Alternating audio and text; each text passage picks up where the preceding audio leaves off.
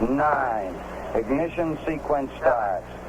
6, 5, 4, 3, 2, 1. Welcome to the Alien Probe Podcast. Dr. Michael P.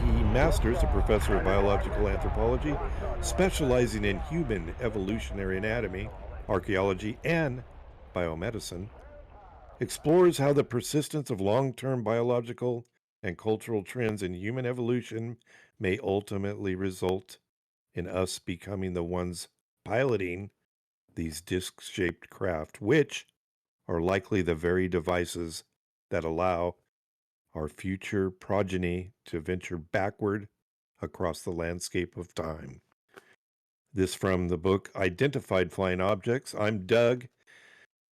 It's September 10th, 2022, joined today again by Dr. Bill.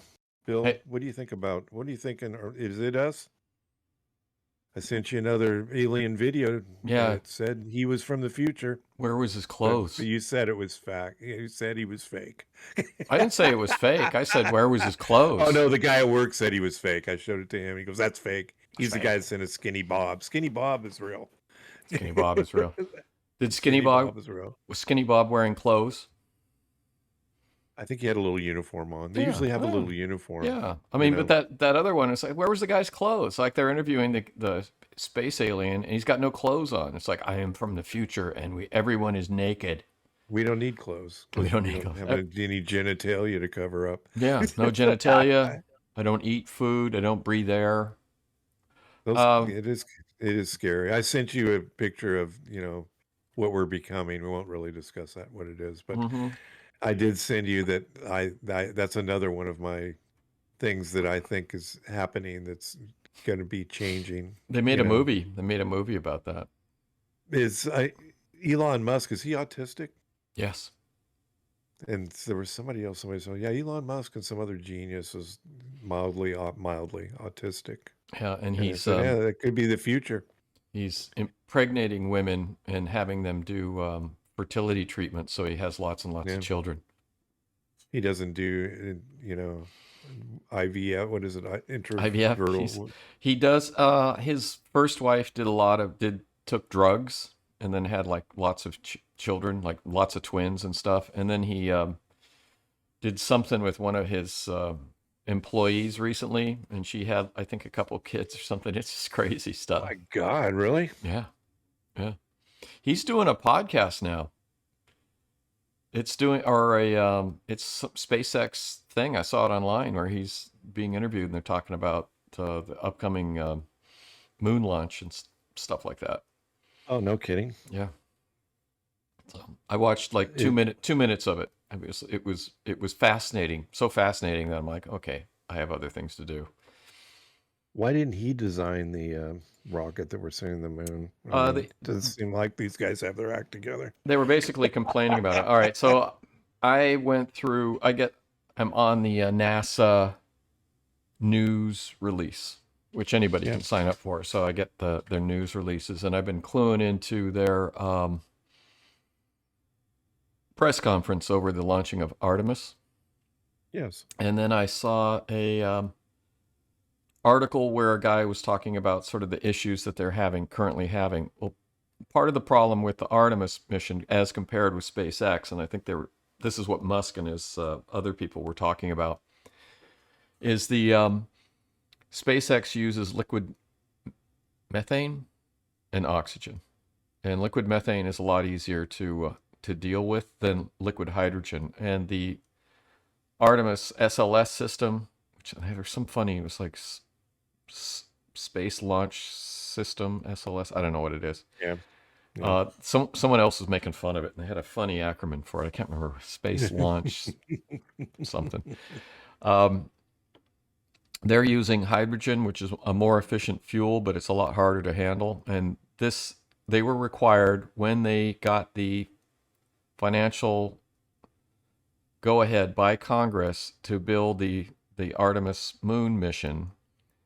In the bill, they were required to use shuttle parts. So they're using the shuttle engines, which require hydrogen. So they are mandated to use hydrogen. Apparently, hydrogen was Uh, it's hard to work with. It caused lots of delays with the shuttle program, and they're locked into it by Congress to use this fuel. Oh, so we just can't.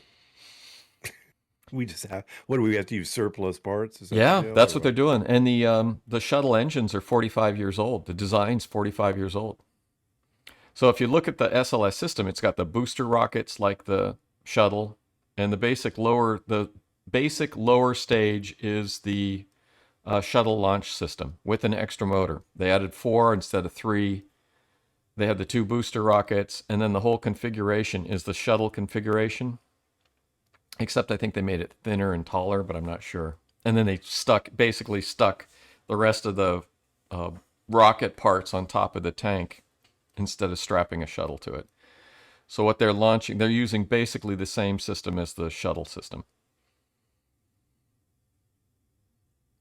Are you frozen? You're frozen. All right. Doug is frozen. I'm going to pause. Okay, we're back. So anyway, I was talking about the SLS system and how the Artemis rocket launch system is required to use space shuttle technology and to recycle a lot of the equipment. And Be that's surplus stuff. yeah, That's surplus right. 45-year-old rocket engines. It's basically they've taken the shuttle, added an extra engine to the bottom of it, and then stuck a new rocket on the top of it. And I don't know why because we had them around. We just got to use them somewhere. it's the it's the Let's use it for a rocket launch it's the or military balloon launch. industrial complex. I think it was I don't know what the logic is behind it, but I'm going to assume the worst case scenario in that it's the defense contractors and the rocket things. It's just to maintain. They're American businesses, so it's just to make sure that those, which they would do anyway, but to make sure that those companies still get the piece of the pie. And I mean, everything, the system works. The booster rockets, the engines, and everything works. But there's a reason that SpaceX isn't using hydrogen and using methane instead. Well, like I It's said, I don't know why SpaceX isn't. They just didn't. I know they're using all their surplus parts and things. American people are working on things, but yeah. it doesn't make sense to use not the latest technology. Yeah, and SpaceX is the latest technology. Yeah, yeah, he So knows what he's doing, yeah, obviously. and they have But the he doesn't have rockets go out and to the gantry or whatever, and then sit there and then have to fix leaks. Maybe he does, and we just don't hear about it. I don't know. they're pretty open. I mean, there's these groups that on YouTube that film. There's a couple different groups that go out there and are constantly filming the Buckaracone space complex. They're always watching and interviewing, and Musk has been very open with them. So anything that SpaceX does, they're not hiding anything. I don't know the efficiency comparisons between their engines and the SpaceX engines, and I haven't looked at that, so I don't know. But hydrogen's hard to work with. They have to work with these antiquated shuttle components because they're mandated by Congress, and they're supposed to launch. I think on the 23rd is the latest thing. They said they were going to go on the 23rd. There's a guy, I couldn't find his video, but I saw a description of it. There's a guy that's really into the space program and knows a lot about it. I can't remember his name off the top of my head, but he actually put a video out saying that he doesn't even think that it's going to get off the ground. Yeah. Maybe they should put a member of Congress in in the capsule the for the test launch if he thinks that we need to use surplus parts. Well, that's fine. yeah, You and 2 others can go up there, and you can be the test dummies. you're the If surplus. you're so sure that these things are going to work out. Now I see why we're doing like 2 test launches, right? Just to make sure. It's the first launch is the test to test everything, and then this next 2 will be manned. So, but yeah, we'll Oh, see. I mean, Artemis 2 and Artemis 3 will be manned, and Artemis 3 is supposed to land a person of color and a woman on the moon, maybe okay. both. So awesome. So, um, it's just, I thought the next one was a test also. I didn't know that we were doing It's a so in, crude. It'll be a crude test. There'll be astronauts on yeah. the next one. It's not going But to. they won't land on the moon. They'll No, probably do what this one is supposed to do, I'm not. and then only with people in it, Yeah, I'm not sure what the right? exact mission parameters are for the next one, but the next two will be manned. So yeah, Oh, good. so we'll see if they all they got to do is load the hydrogen on the sucker and let it go, um, and that's been a big problem. But It this worked for is, the huh? it worked for the Hindenburg. Why shouldn't Yeah. it work for this? Well, and then during the news conference, they had the Bill Nelson, who was an astronaut, and he's was a senator, and now he's the head of NASA. He was saying that when he was on the shuttle mission that he was on, there was 4 delays, and it was all, like, from what I gather, I'm not Leaks. 100% sure. It was all hydrogen. It's all dealing with the hydrogen. Just seems dangerous. It is I don't know. dangerous. It's It's, very I mean, it's all dangerous. dangerous. Even Musk stuff's dangerous, but I mean, it seems exceedingly dangerous to use hydrogen. To the point where Well, it's just, I don't know. This doesn't early make sense to me. early testing with the Musk rockets, there was a lot of blowups. I mean, Yeah. they blew up and they had problems and they just kept going.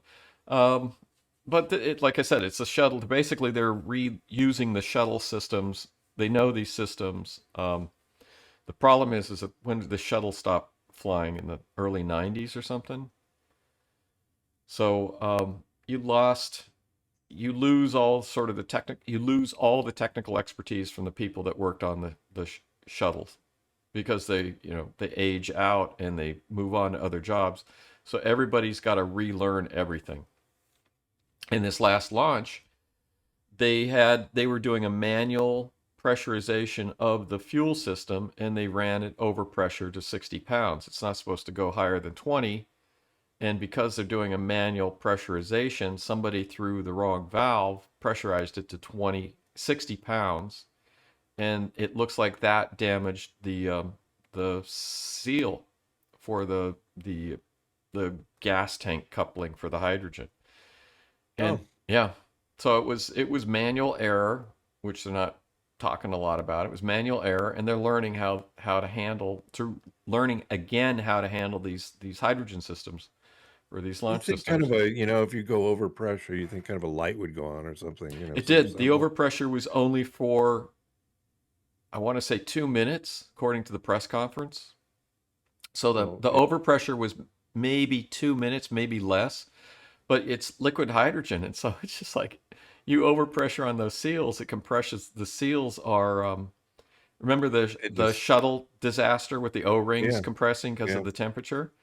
So yeah. they did an overpressure. The seals hit that high temperature and compress, and then when they drop the pressure, you got a compressed seal ring that won't uncompress now or forever, and you got a permanent leak. And they are limited to, I want to say, 4 or 9% atmospheric hydrogen, I guess, around the fueling system percentage. Otherwise, you're going to have a system that can go Hindenburg on them.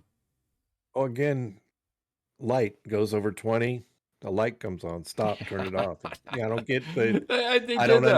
They understand. did that. But it's automated system. So it's somebody turned a valve, and then the light came on. And it's like, oh crap! And then they turned the valve Yeah, off. they said it was like 60. Yeah, but it immediately went to 60. I guess I don't they know. turned the They, valve and it they probably just shot up to 60. Yeah, I don't know. We don't know. they Yeah. provided no It, information. They just said it was an overpressure. They discovered it. They yeah. turned it. They dealt with it within a few minutes. That valve might have been on for a half hour. They have not clarified any of the details. Kind of sounds like two monkeys fucking a football. I'm sorry. It is. Well, they're learning the system. Like I said, this one As guy. we go. This is not a thing you need to learn on the job training. Well, it's like this one guy. I'll try and find the video and look at it. And he's somebody who's followed the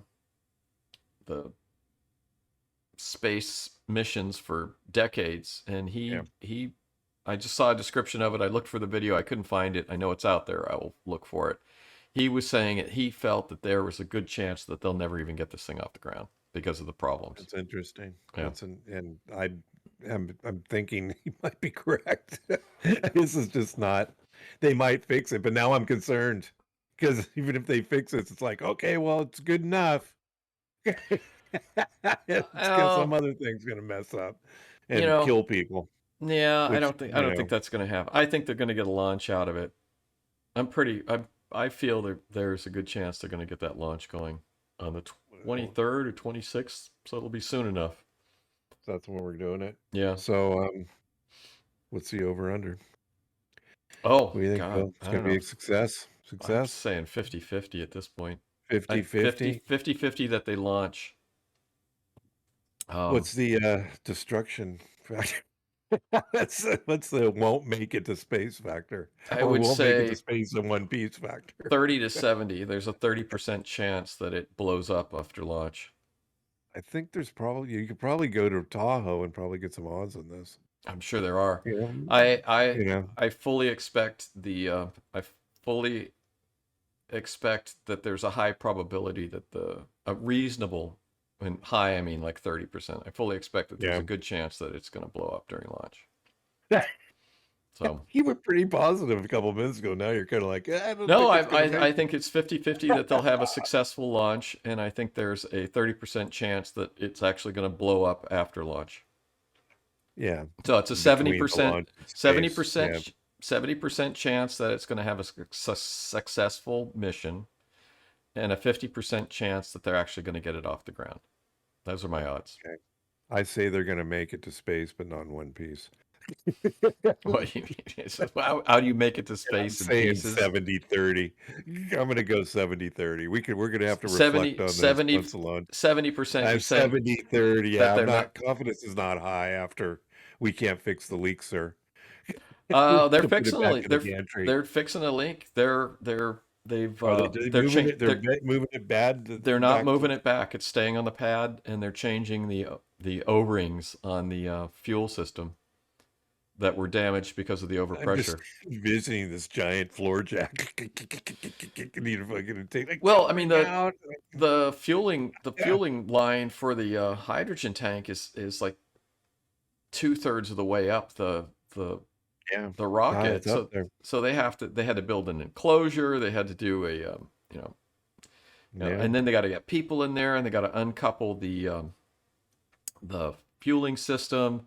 And then they got to put a protective cover over the fuel tank. Oh, then they got to purge the fuel tank with nitrogen, fill it with nitrogen, so it doesn't get damaged or have moisture in there, which will cause damage. And then they have to put a protective cover over the fueling port while they change out the O-rings for the fuel docking mechanism. But they said they're going to shoot for the 23rd or the 26th for a launch. Awesome. So we'll see. So you're saying 70% you think the mission's going to fail? No, it'll get off the pad, but it's going to explode. 70%. You're saying 70%. 70-30. Yeah. 70-30. And 70-30. And I'm doing 30-70. So okay. Yeah. Okay, Pollyanna. You're the one who's saying it's 70-30. I'm 30-70. 70-30. No, I'm sorry. 70-30, it's not going to make it. So, you're saying 70%. You're saying 70% chance of failure. I'm saying there's a 30% chance it's going to be a failure. So I'm saying it's not. So you're looking a little, and 30%. That's pretty good. I mean, failure chance, and you're 70% failure. Okay. Yeah, 70% failure. It's not going to make it. I'm glad this is going to happen without people on it, and hopefully won't land on my sister's house. Yeah, it'll be out to sea. You're the Pollyanna on this. I don't know. I'm not Pollyanna. I'm not looking at things through rose-colored glasses. At 7, is that what Pollyanna does? I don't even know who Pollyanna is. Pollyanna is like she's everything's okay. Oh, okay. I thought it was just the opposite. I'm thinking of Cassandra, maybe the one that would open a box and all the stuff would come out. Yeah. So, should we get on to Roswell, the final verdict? Which it gets better every episode. I'm glad we're watching this. I mean, they're in Hangar 84 now. I mean, everything's in Hangar 84. Hangar 84. Yeah.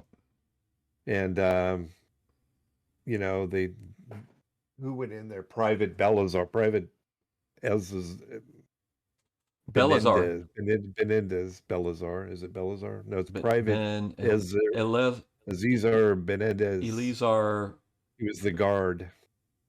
He was Benar, private. He was a Benardes. private. That's where it started Benardes? on Benardes? Benendez. My crayon may No, be I'm bad, but my handwriting. I can't read you my can handwriting. look it up. I'm looking him Yeah. up. And it was on July 8th, and he went near the door of the hangar, and he said it had a really bad smell, like rotting. I mean, he didn't really explain. He just said the smell was bad. Yeah. And, All right, he's not in that book. So I'm not. Ezazar. He's got like an interesting name, like Ezazar Benitez. Eleazar Benendez. Eleazar. Looking in the Roswell Yeah. books, see if there's anything. Get his name right. Yeah, it's not like So he was a guard. Yeah. He was a guard that was assigned to the hangar 84. Yeah. Hangar 54. Yeah. Where are you? And Yep, and then we've got him, and he was interviewed. He's not in any of these books. Yeah, it was interesting. I've never heard the story of the guard before either. It was interesting. Yeah, he's but not. They did the thing with his lie detector grids on his face, and they determined that he was telling the truth. Was it him telling the truth or someone else? I think it was him, because I didn't write down that it was somebody else. Saw several stretchers. Saw one still alive. Did not look. Oh yeah. So he was. Oh, he said one of them was still alive. Yeah, he said one of them was still moving. I'm actually looking for. Yeah, that was true. When they put the grids on his face, that one was also true. Here we go. So, you can look in the. I'm looking in the bibliography of your. Well, I'm looking. I've looked at the UFO crash at Roswell, the truth about the UFO crash at Roswell, the crash at Corona, and now I'm looking in the UFO encyclopedia book, Encyclopedia of the Extraterrestrial. Looking for this guy's name. Yeah, it starts Ezazar. What I was writing with when I wrote this, Ezazar Benitez. Okay, we need to probably move on. So, Joseph Montoya was the future senator that moved. He was went in there, and he said that okay, he doesn't exist. Strange materials. Yeah, that never happened. Strange material.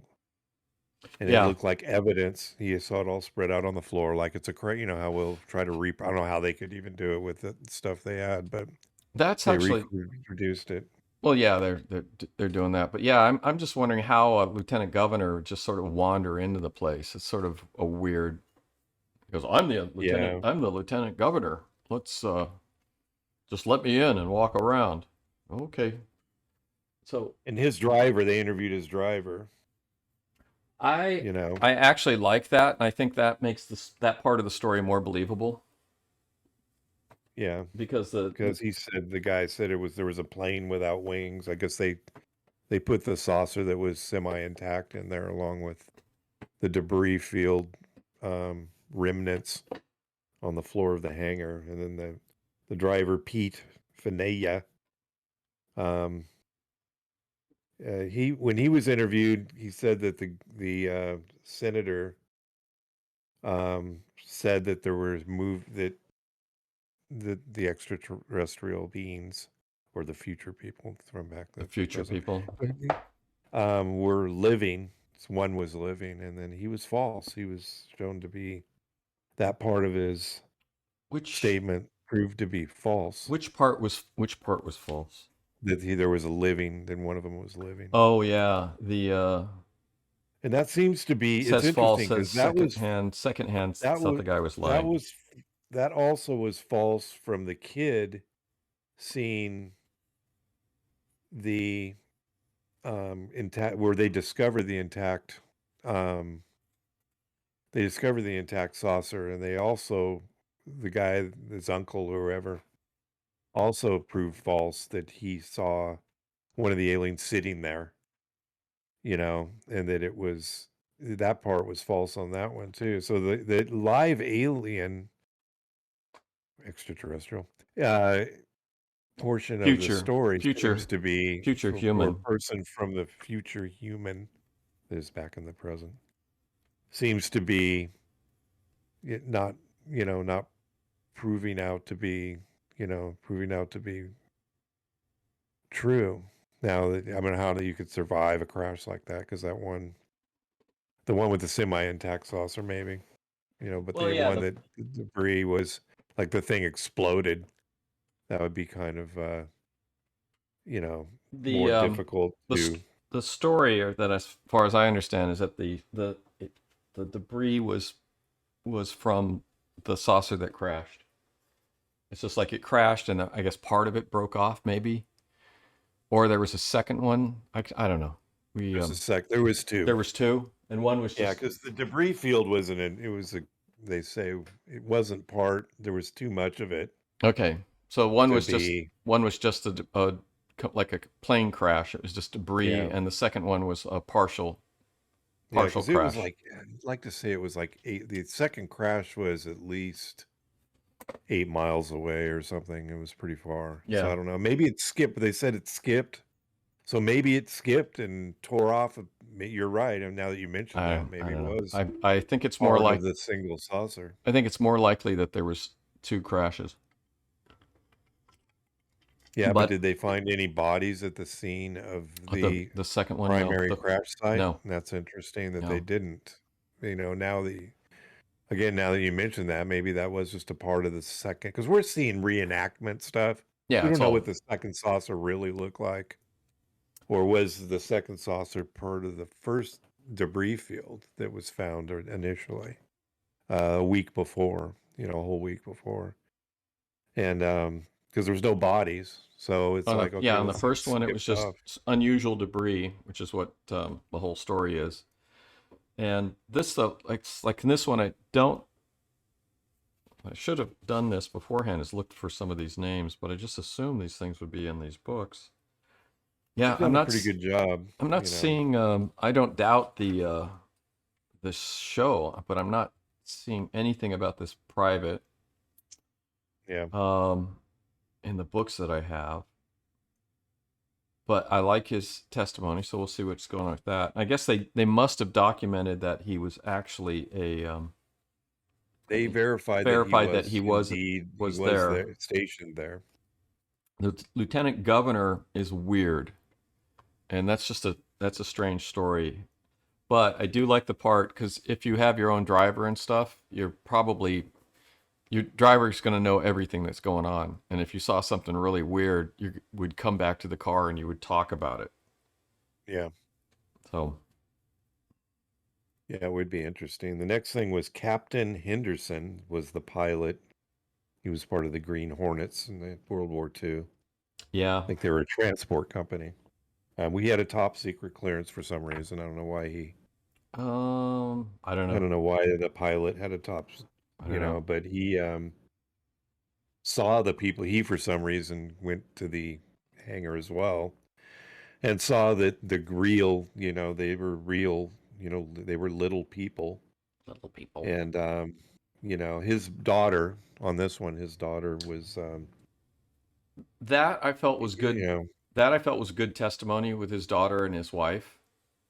yeah, And the way that they laid it out, and the way that she says that it happened, made a lot of sense, because she's going, "Oh, I guess if they're talking about this in the papers, I can talk about this now." yeah, And I felt, even without the AI stuff, which I think is just a gimmick, the daughter and the wife's testimony was very compelling and seemed genuine and honest to me. yeah, absolutely. Yeah. Captain Oliver Wendell, Pappy Henderson, Green Yeah, Hornet.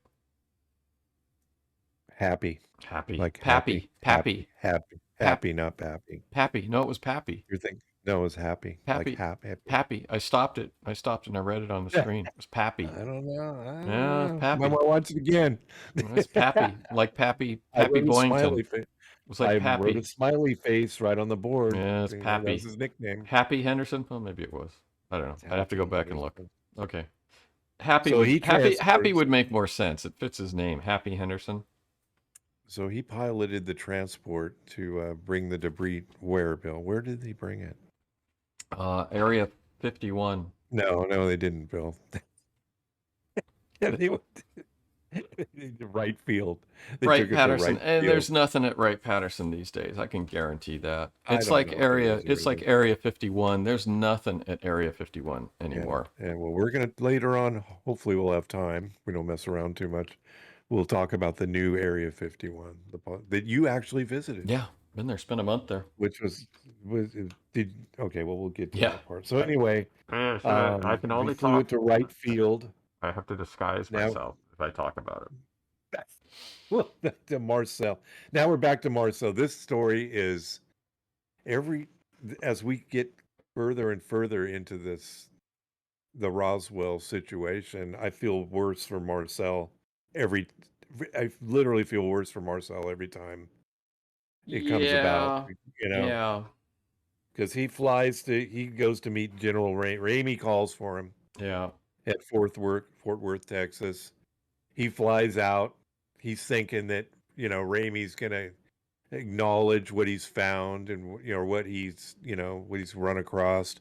And, it's going to go worldwide. He's going to be, his name will be up in lights, and Ramey pretty much tells him, "You don't know anything. It was a weather balloon. Keep your mouth shut. Keep your mouth Keep shut." your mouth And they shut. did interview, who'd they interview that's confirmed that keep your mouth shut? It was a weather guy, Irving Newton. Yeah. That's just the weather guy looking at it going, "Oh, it's just weather crap."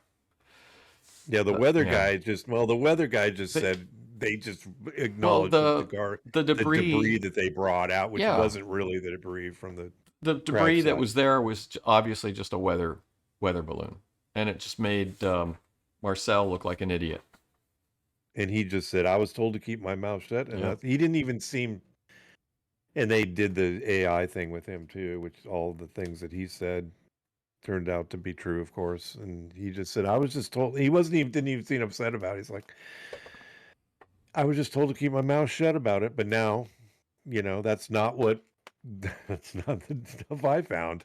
That was a balloon that they just wheeled out from the shelf of somewhere, and it's, just it's garbage." I think we all need to acknowledge that.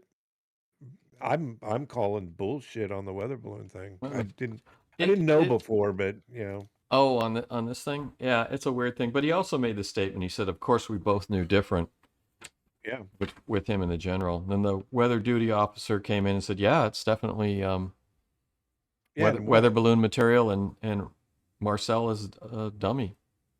Yeah, and at that point, you're feeling like, "Oh, well, I'm just, you're an officer in the military, and he's a major, and you're thinking, well, I got to keep he didn't do anything wrong. Well, what he did wrong was he shouldn't have released the information to the press. I mean, that's He had been authorized to do that by the base commander. The base commander. It's not like he just got up there and said, "I'm going to do this." I don't know whatever happened to that guy, because he's the one probably that something should have happened to. But yeah, based on what they were trying to cover up. They ran with what they thought was the right thing to do, and then people in DC and higher ups at the Air Force just said, "Wait a minute. We've never experienced this before that I know of. So they didn't know. There's no protocol. You just report. No. But to send it to it's interesting that he went right to the press. I mean, like he wanted to make a name for himself or something. Well, what was his job? He was the press officer, wasn't he? Intelligence officer. I'm not blaming him. I'm blaming his base. And he cleared it. It was cleared, and probably even told by his superior, do a press release on this, and that's why he did it. And then the blowback always goes to the low man on the totem pole. So the blowback is on him. It's not going to be on his boss. We know how that works. It's Yes, we do. so the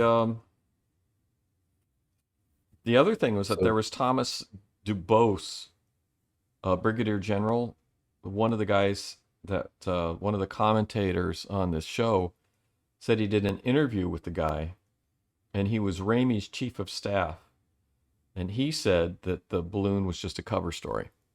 Yep, he confirmed it in his 90s. He was in his 90s when they interviewed him, and he got the thumbs up by the lie detector test too, that he was telling the truth. Well, the Air Force was a cover up. The Air Force reports the second Roswell 300-page second Roswell Air Force report said that it was I don't know, some sort of testing with dummies, with crash test dummies or something. So with this guy just saying that the balloon was a cover story, that could apply to the other Roswell report where they're saying it was some other secret balloon project. So I don't know. I mean, this stuff is just, it's too. There are a lot of people, I think, that sort of come out of the woodwork to be part of the story that were not part of the story. Like in the last episode, they had the guy who says his brother's uncle's cousin's sister's mother was a Secret Service agent under Truman and was involved in the cover-up. And that sort of thing is really... I disregarded that part of it. Yeah, that's really iffy. They're stretching there. But I'm calling it that, it seems to me that it's just weird that we don't, every time a UFO comes down, or they just don't come down, I don't know. But, we automatically are able to snatch them up without anybody else getting a good picture of it. It's always in a place where only the military can cordon off the area, and we can shut everybody up. We can take it to, if it's not Wright-Patterson Air Force Base, it's somewhere else, and study it, but we just can't seem to get any. It's always the blurry picture of, we tell how many stories have we told of, craft that are being seen or landed, and we just can't get any good, that the Italian or the Alps, the Italian dude in the Alps. I like that picture. It does look like a toy. It looked, the being had it's just like right out of a science fiction movie. The being has this antenna on its head, and so does the UFO. Yeah. It's kind of like, they need antennas. Even today, we got the shark fin thing on top of our cars. We don't even use antennas anymore. Maybe it's an old UFO. I don't know, 1950s. Yeah. They definitely look like a toy. In the 50s, we used to still had antennas. I don't know. Antennas have been around for about 10 years. They started phasing them out, I guess. What did you think of the enhanced the photograph with General Ramey's piece of paper and the words they were able to read from the paper?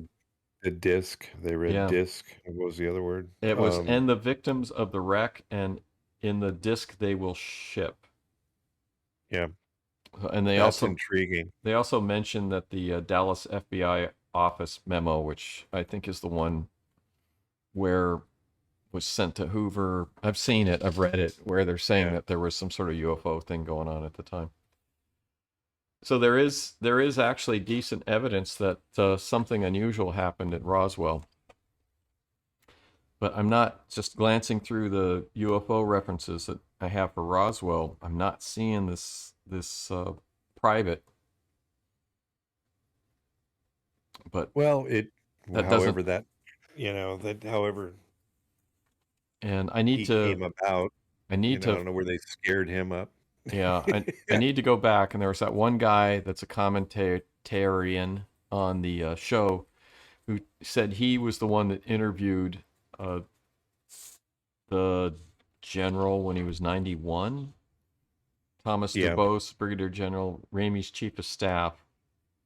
So I want to go and see who that guy is. I didn't see it on IMDb. They don't mention the interviewees or the participants in the list, and figure out who he is and what the where this stuff comes from.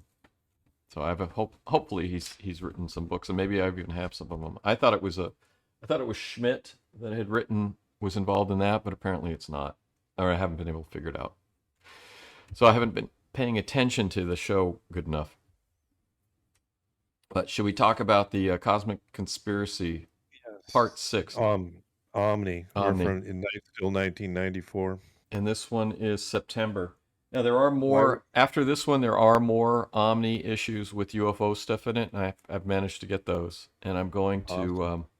I have to go through them because they continued this thread of researching UFOs for another 6 months until the magazine folded. Something I always liked about Omni and this one as well is the illustration. Yeah. That is badass. I Yeah. don't know if they have the same person that does it or. They I had, mean, it's just yeah, I included it's the, so badass. I'd love to have that. I've included the, when I sent Yeah. you the thing, I included the Yeah. artwork. Love It's, that. And every episode had that. I think I like the pictures more than some of the articles. They all had them. The art design for the magazine was that's better than Phenomenal. anything you see today. It was great. But who reads And who reads magazines?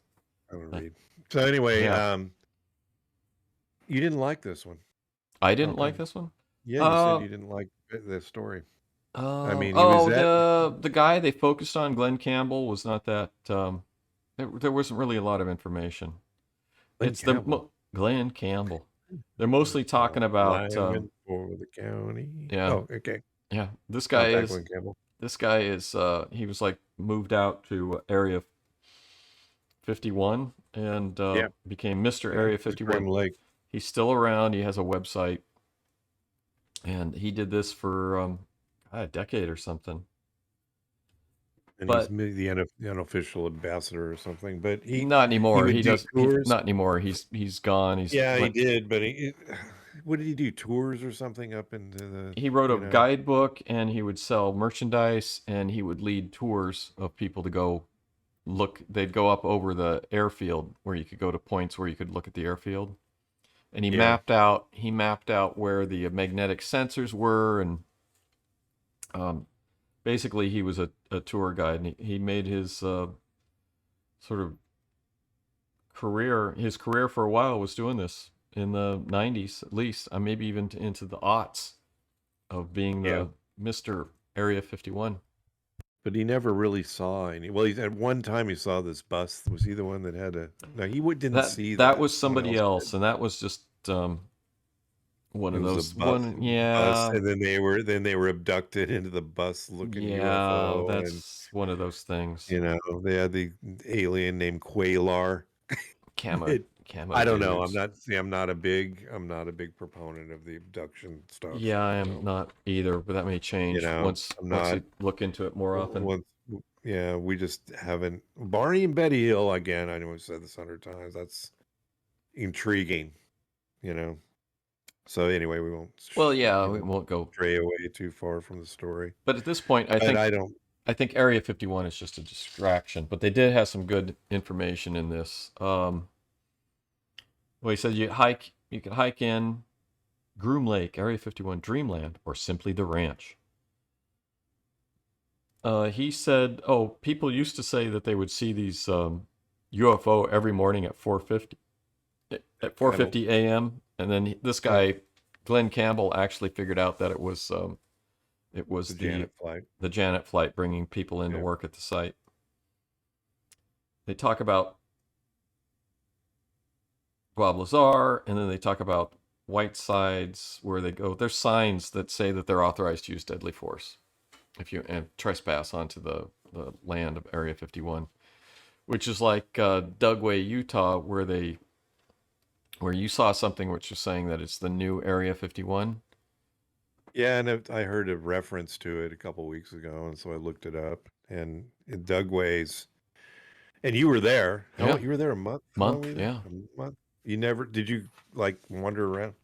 Not too much. I was sort of confined to an area, but I could wander around in the area I was in. But it's probably not more than a mile square. Yeah, but I was out. I slept out in the open for a month. Oh, really? Yeah. Didn't see anything. Aliens or flying saucers. Nope, didn't see anything. I slept in the, the old tents Now they have like Yeah. the new tents that the military uses are like air conditioned palaces. You Yeah, you not like when we were in. when I was a child. They're the old canvas tents, and I hated those things. So Yeah, I wouldn't. They it smelled smelled and bad they're too. dark and it's Moldy. moldy and it's. So I slept. Yeah, proud of the old days. Yeah, I slept outside of the tent on the hillside. I pulled my cot out there and I just slept out there and had a folding chair that I put my boots on because there was a lot of scorpions. Yeah, I And was in Fort Irwin and I yeah, slept on top of a deuce and a half on the canvas yeah. because I don't like scorpions and snakes. We were on Well, pallets. Yeah, they're yeah, just gonna go on those pallets. yeah. I didn't like sleeping in the tent, so I slept in the a cot, Yeah, and then I just had a chair to throw my boots on. So I still checked them in every morning to make sure there was nothing in them. yeah, But I put those on a chair, and the first sergeant would come around every morning at like 5 a.m. and go, "Get up!" and wake me up. yeah. Yeah. So because he knew that I was out, I was the guy that was out behind the tent sleeping on a cot. So he when he made his rounds to get everyone up in the morning, he'd come by and go, "Get up!" Yeah, So get everybody up! get up, Everybody up! get up. So Well, it's 800. Doug weighs 800,000 acres. It's the size of Rhode Island. I didn't know that. So it's a it's big huge. place. It's huge. I mean, it's spread out. I did a Google Earth on it. Uh-huh. Looked at. There's several intriguing areas. You can't tell what they are, what they're used for, or Do they anything. blur But them, or are they unblurred? yeah, they're not really. Nothing's really blurred out. I mean, I didn't see the whole 800,000 acres. I imagine there could be an area somewhere that they're doing something weird. But Well, when I was there, when I had to go out to the location that I was at, you'd had to stop at a gate, and there was uh, I guess it was a guard shack. I'm not sure what it was. It was some sort of facility with like multiple layers of fencing, and I don't think it was a guard shack. It was some sort of facility. It had like 2 or 3 layers of fencing, and it had signs up that said deadly force was authorized beyond this point. And then the gate, then you had to be passed through the gate to enter the proving ground, but you had to stop at this facility for them to let you through the gate. And then the facility itself had at least 2 and maybe 3 fences around it, and then a big sign that when you're sitting there in your truck or Jeep or whatever, and when they used to have Jeeps, you had this big sign in your face saying deadly force is authorized beyond this point. I'll go in there. But other than that, I saw a one of the first cruise missile tests out there when I was there.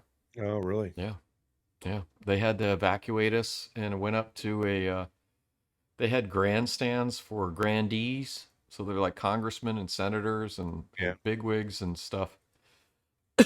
And we were truck came in and full of MREs, and we were told to hand out MREs to the bigwigs.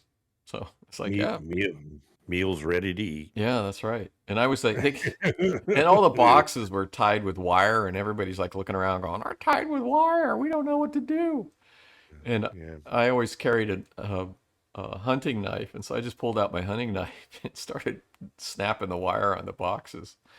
Yeah. And people were like, Did you get, what was the date on those? Did you look? I don't know. I can't World War remember. II, World War II and shit. I don't think they were that old. Did they have But cigarettes in them? no, they didn't. Yeah, that would have been. I think cigarettes weren't at that point. I can't remember a lot about what exactly, but I just know that we were told to hand them out to the bigwigs, and they loved them. They just, I don't know if that they just felt it was a great. This was their lunch for the launch, and they just loved the novelty of getting MREs out in the middle of nowhere with a grandstand. And then the cruise missile came by, followed by a couple chase jets, and everybody clapped, and the cruise missile goes by, and then like a half hour later, the cruise missile came back, followed by 2 jets, and everybody clapped, and then the thing was over, and they got on their buses and went back to wherever they came from. So it turns around and like made a U-turn. It follows a course. It was doing a map of the Earth, they'd set it on some course, and it was doing at least a half hour. It wasn't moving very fast. How high up was it? 500 feet, maybe. Oh shit, that's Yeah. pretty low. It's a cruise Oh, missile. That's wow. what they're designed to do. And then they had a couple chase jets just cruising along next to it. It just cruised Wow. went through, and then a little while later it came back, and then that was it. It was over. Everybody got in their Yeah. buses, and we were sent back to go back to work at our missile site. So Yeah, 800,000 acres. They probably didn't even leave the reservation. no. Yeah, I it mean, probably just, and then what is it? Just crash somewhere? It doesn't land. I had no So it idea. just, I had no idea what happened to and it. then it just, what's happened to it after it leaves here? I don't know. Just So like runs out of gas. yeah, we were supposed to shoot a bunch of drones down, but we only got one missile off, which was ridiculous. And then the missile system went down, and then they couldn't fix it for some reason, even though they had all I don't know. It's just crazy. Then the technicians went on to work at Artemis. Yeah. Yeah. Yeah. I don't know. It's like Now one we missile, know but the I was out Artemis there. technicians. Yeah, but I was out there for a month, and it's like, it was nice. I actually liked it. It was a good month. Do you have to stay in the field the whole time? I did. Yeah, I was in the field the whole time. I didn't have to, but I went back and got cleaned up one day, and they put me on a bunch of guard duty. I was like, and it was supposed to be my break from the field. I'd been out there for like 2 or 3 weeks, and I just said, "Fuck it, I'm just going back." I mean, it was just, you know how people they're just mindless idiots, and it's like Yeah. the guy, yeah, I'm out in the field for 2 or 3 weeks, and then they're like, okay, he hasn't done any guard duty. Let's put him on guard duty.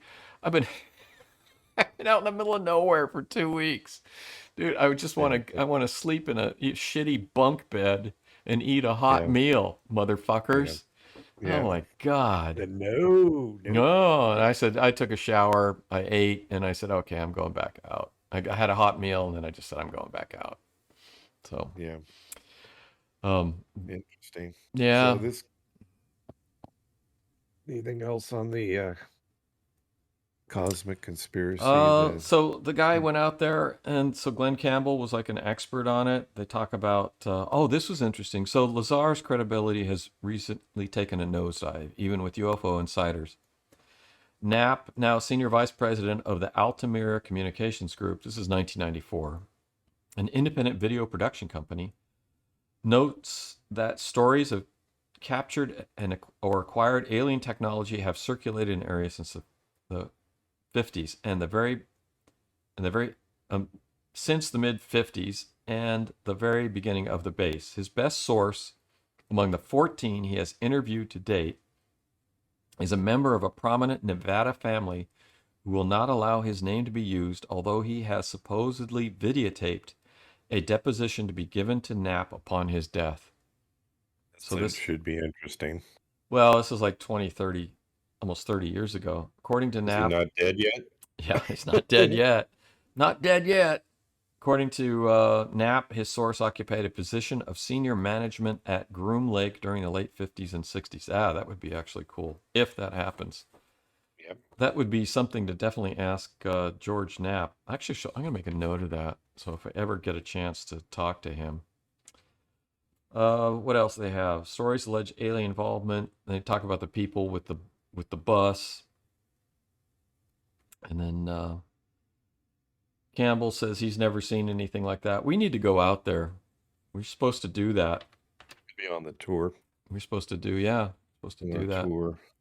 Then they talk about Aurora. That was a craft out there. But then they had that latest thing where they had that picture in the Daily Mail where they think that might have been an Aurora spacecraft. Or Aurora Advanced Fighter or whatever it is. Yeah. They talk about the Pentagon's black budget at the time was $14.3 billion. I looked it up. The Pentagon's black budget now is $51 billion. Oh, wow. Yeah. What are we doing? Well, that's a lot of money. It is a lot of money. Well, it's less than we sent to the Ukraine. Well, we just keep printing money. Printing money. We'll be fine. And then We'll never run out. then they talked to some congressman who I don't even know who he is or if he's still around. A Democratic congressman from Las Vegas on the House Armed Services Committee and Select Committee on Intelligence, and he is saying, whatever, it's a waste of time, it's nonsense. And then he goes, and this is at the end of the Cold War, he goes, the world is a more, not less dangerous place now that the old systems of checks and balances between the two superpowers has seriously broken down. Interesting. So is the world more or less dangerous now? Well, more, and you saw the alien interview that I sent you. Yeah, like I'm from The the future. naked alien interview. Give him He a said he was shirt. from Come the- on, give the guy a shirt. So he doesn't care. He doesn't have any genitalia. He's just getting interviewed. He said he was from the. He's corroborated my my thought of my theory that we are the aliens from hundreds of thousands of years in the future, Just and that nuclear. We're going to make a note of what he said, even though he looks kind of fake. That he said that nuclear war happened and that all the records were destroyed. It must have been a really bad one if all the records were destroyed. And that they come back in time to observe, the past and in the history of the Earth. So it's well, the problem now is all information is being digitized. So if there's something that compromises electronic systems, you're going to lose everything. It's not Yeah. like, and everybody, paper. Well, everybody paperless is the yeah, and it's is the rule of the day. We don't want paperless. Everybody wants no paper. save a And tree, dude.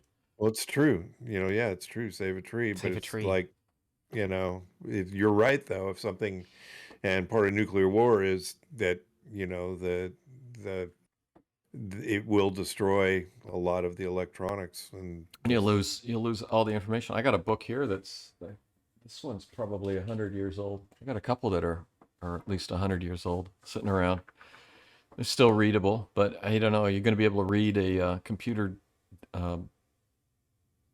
solid state drive 100 years from now?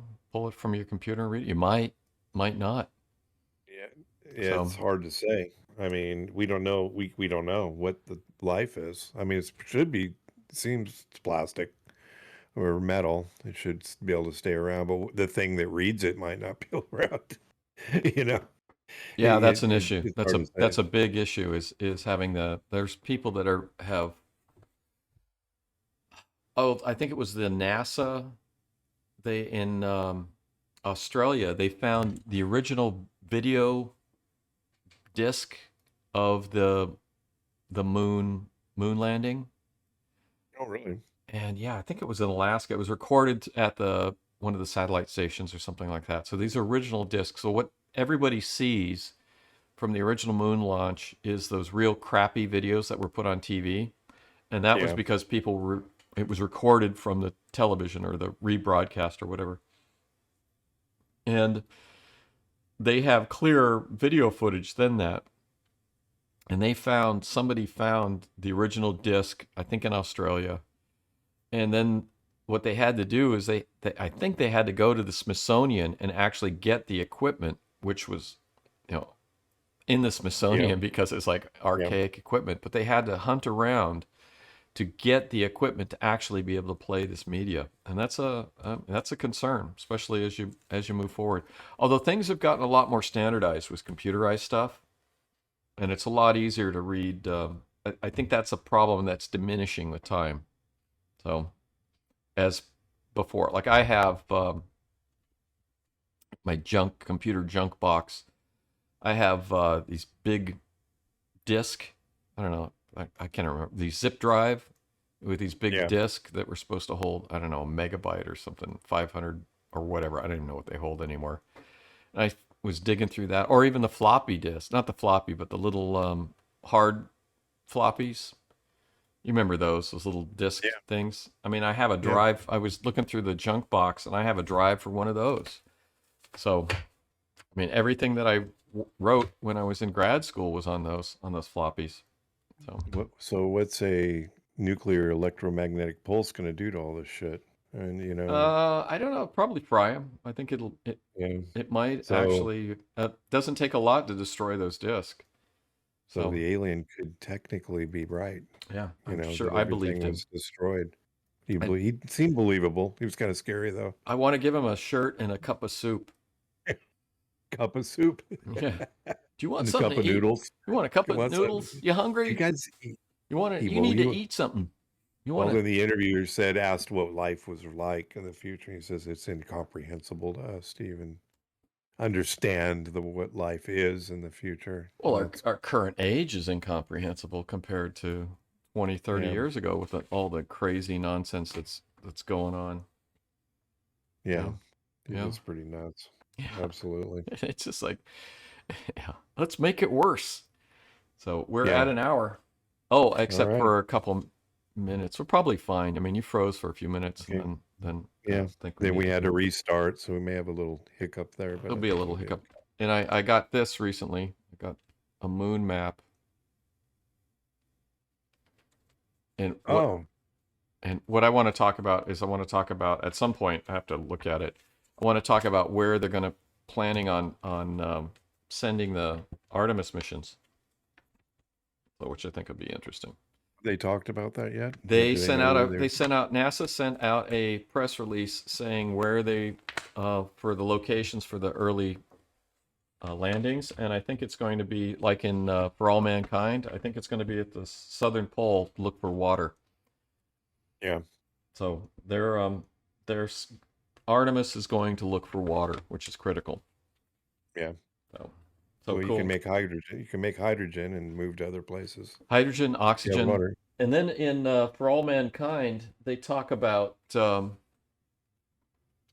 hydrogen 3, and I've been reading a book on the moon, and apparently hydrogen 3 accumulates on the surface of the moon, and it's a potentially mineable resource, and they think that it could be used for be a viable and plentiful fuel for fusion reactors, and they run with that in the TV show For All Mankind, but they don't explain a lot of it. So it's like the one character in the show has developed the hydrogen 3 fusion reactor, and the big reason we're on the moon is to harvest H3 in order to use it for fuel for fusion reactors on Earth. And there was like riots or I don't know, protests against by oil field workers and coal miners or something like that because of they were out of jobs because of hydrogen 3 fusion reactions. Begs the question. I mean, maybe that's a more viable fuel. That's why we're using hydrogen rockets instead of what Musk is using. We can't get the propellant for his stuff just anywhere, right? His stuff is What's it's he using? liquid methane. Nothing. Pull Well, it, that suck could it out be. of the ground. Is it come out of the ground or Yeah, yeah. cows' asses or They get it where from you the get it? cows. They get it from the cows. But you're on the moon. Okay, we're talking about being on the moon You or got a being on cow. another planet. You only need one cow. To get enough methane to They're propel this destroying rocket ship. they're destroying the planet. You only need one cow. I It think will it it's sounds well. You can be make the anywhere round there's trip. water, you can make hydrogen, right? Yes. You're, Water will get yeah, you fuel, and that's probably a big component and yeah. factor of the That's what idea I'm saying. between maintaining the uh, rocket systems with the hydrogen. Maybe that's Yeah, it might be a forward-looking. Um, I have yeah. to cough. Component. Forward-looking component, yeah. So it Yeah. may make sense a few years down the road. Um, Musk uses methane. There's no methane on the moon. But there is methane on other planets. Was it Venus or one of them has a A lot of the big moons methane? of Jupiter, Saturn, Yeah, probably there's a lot of methane. It's very common, I think. A lot of these hydrocarbons, yeah, they thought water was very rare. And in the early Apollo missions, they didn't detect water or a lot of water. yeah. But there was a probe that they crashed onto the moon and then they crashed something onto the moon and then flew a probe through the debris that was shot up, and they measured the water content of the debris, and I think it was like 6%. So there's water on the moon. It's probably plenty of water on the moon, and there's definitely water on Mars. So water will be used for a fuel for space exploration, definitely. So Yes. anyway, All right, ready to wrap it up? yeah, I'll wrap it up. Thanks for listening to the latest episode of the Alien Probe Podcast. We welcome comments, questions, or requests to alienprobepodcast@gmail.com. Visit us on Facebook. Check out our website, alienprobe.net. Twitter and Instagram at alienprobepod. We are on all podcast platforms. You can hear us, listen, go to and from work, school, play, whatever.